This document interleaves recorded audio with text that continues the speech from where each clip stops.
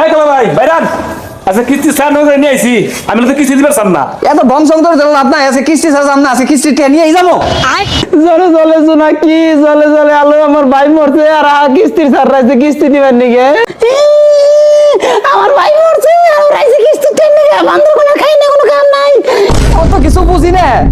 ওই দিন আমার কিস্তির স্যার এক লাইছে তোরা মাইরা দিছো আজকে কিস্তি ছাড়া জানোই না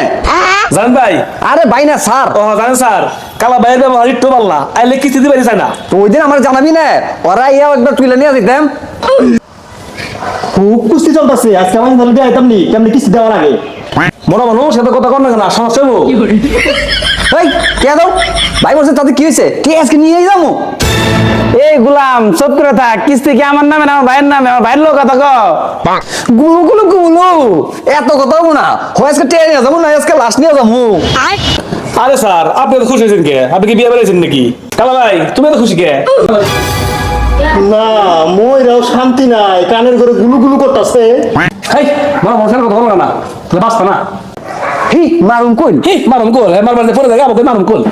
তোমরা বুঝো গা কিস্তি আমার নামে না আমার ভাইয়ের নামে তোমরা বুঝো গা আমার তো ঠেকা নাই